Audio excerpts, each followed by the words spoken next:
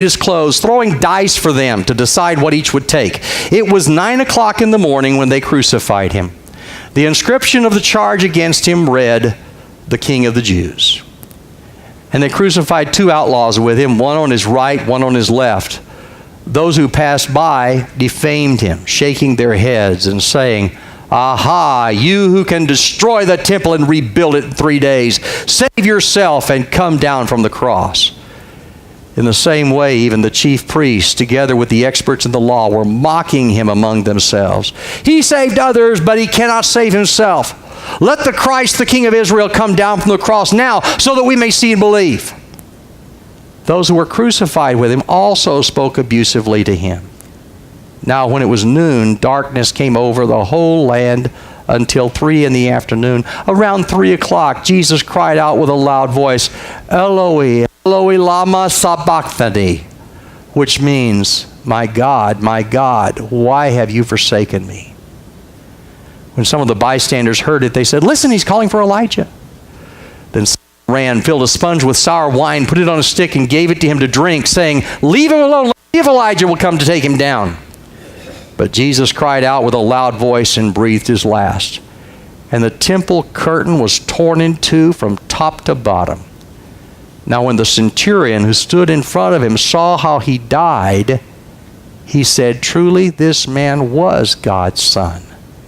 There were also women watching from a distance. Among them were Mary Magdalene and Mary the mother of James the younger and of Joseph and Salome. When he was in Galilee, they had followed him and given him support. Many other women who had come up with him to Jerusalem were there too. Mark gives the briefest account of the crucifixion, and I think the most poignant account. And they crucified him. Note the brevity of the passage.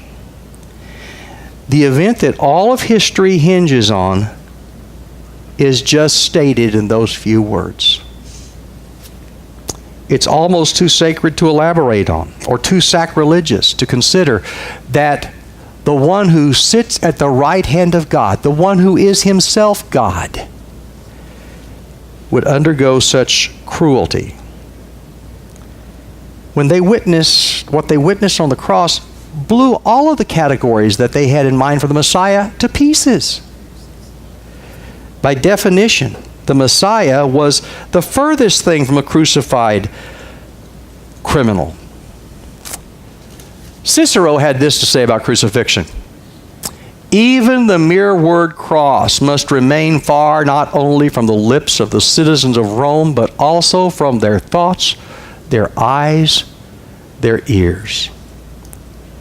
Crucifixion was such a horrible death, no Roman was ever subjected to it. It was reserved for people who engaged in treachery against Rome in the provinces. And Jesus, on the cross, in the dark, cries out those words of despair: my God, why have you forsaken me?" You know, think about those words for a second. A lot of times people look at the Gospels and they say, "Oh, the Gospels are just a group of stories that were created by followers of Jesus. They really didn't happen. These are just stories that people made up."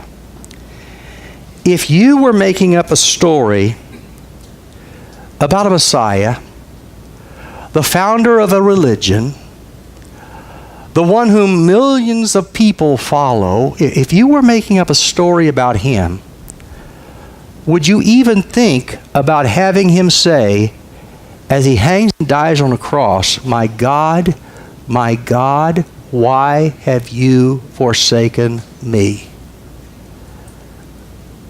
That's one of those statements we know he really said it. He had to have said it. But nobody would have made something like that up. But why did Jesus say it? Because in those 3 hours of darkness, he endured an eternity of separation from God. We like to think of things in terms of time and duration. Eternity has no time. Jesus felt completely separated, completely alone. He endured what the worst of all humans deserves. separation from God. Did you know that the Bible describes hell more often in terms of darkness than in terms of fire? We like to think of it in terms of fire. But the biblical description of hell is darkness, the outer darkness, where there will be weeping and gnashing of teeth. By contrast with God is light, and in him there is no darkness at all. To be with God is to be in the light. To be away from God is to be in the darkness. And here it is in the darkness, Jesus utters those words. Now, those sound like words of defeat. Sounds like he's given up on God. But they're not. Because what Jesus is doing is he's starting the quotation of a psalm. The 22nd Psalm starts off with those words, my God, why have you forsaken me? It goes on to describe how everybody's down on him. Everybody turns away from him. Everybody inflicts pain on him. Nobody seems to appreciate what he's doing for them. But it ends with victory. It ends with these words. I will declare your name to my people in the assembly. I will praise you. My God, why have you forsaken me? I will praise you. You who fear the Lord, praise him. For he has not despised or scorned the suffering of the afflicted one. He has not hidden his face from him, but has listened to his cry for help. From you comes the theme of my praise in the great assembly. Before those who fear you, I will fulfill my vows. All the ends of the earth will remember and turn to the Lord, and all the families of the nations will bow down before him. For dominion belongs to the Lord, and he rules over the nations. Posterity will serve him. Future generations will be told about the Lord. They will proclaim his righteousness, declaring to a people yet unborn, he has done it.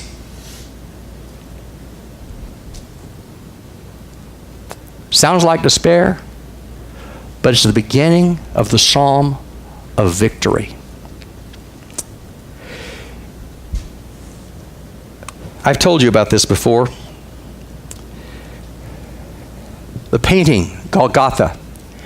It is the largest religious painting in the world. And it's just down the road. It's at Forest Lawn, Glendale. It's in an auditorium that's called the Hall of Crucifixion and Resurrection. It's painted by a Polish painter named Jan Stajka. And what he paints is a panorama of the moments before the cross with Jesus standing and everyone else looking on. From the city of Jerusalem, the crowds coming up to the hill, the soldiers, the disciples, the criminals that were about to be crucified with Jesus, the Jewish leaders, all the way over to Saul of Tarsus and his teacher Gamaliel. Mark kind of does that in his gospel. One of these days we've got to get a bus and we've got to go over there and see that thing. It's a huge painting. It's about 100 feet long and 45 feet tall. So think of a football field, okay? It's huge. I'm sorry, I said 100 feet. It's 195 feet, almost 200 feet wide and 45 feet tall. Before they erected it up there, they had to roll it around telephone poles. It was so big. What Mark does in his gospel at this point is he kind of does what Jan Stajka did in that painting. And that is, he focuses on all of the individuals. He pans the crowd and sees what their response is to what's going on.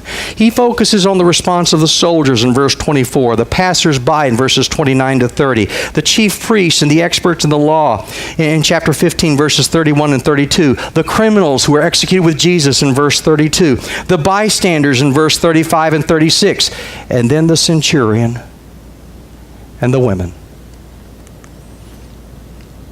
Centurion.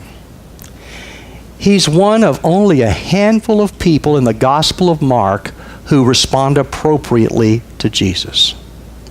The disciples didn't get it. The Jews didn't want to get it. This centurion, he got it. Now, most of the time we think of a centurion as some high Roman official. He really wasn't. He's about the equivalent of a first sergeant in our army. He was a non-commissioned officer in the Roman army, in charge of about 100 men. Jesus had been handed over to the cohort, which was a group of about 500 men, so he's just one of 5 first sergeants in this group, probably. But he's the one who watched the whole thing and at the conclusion said this: truly this man was God's son. That's the way Mark began his gospel. The gospel of Jesus Christ, the Son of God. And the only people who get it are the ones you'd never expect to. We have to exercise faith in the gospel, or we're no better than the Jewish leaders who executed Jesus, or the disciples who were so blinded by their expectations that they couldn't see him. Remember our meditation verse for this week? Think about it. Now when the centurion who stood in front of him saw how he died, he said, truly this was God's son. What's your verdict? Guilty of blasphemy, as the Sanhedrin said? Guilty of treason, as Pilate said? I want to stay off and not be involved, like Peter said? If you believe he is God's son, what are you willing to do based on that belief? If we can help you come to Christ or come back to him, we want to do it. You can go back to the middle school classroom. One of the elders will be back there to talk to you. I'll be down here at the front. If there's some way we can help you in developing or improving your relationship with the one who gave everything for you, we want to do it. Let's stand and sing. Buried with Christ, my blessed Redeemer, dead to the old life of folly and sin. Satan may call, the world may entreat me, there is no voice that answers within.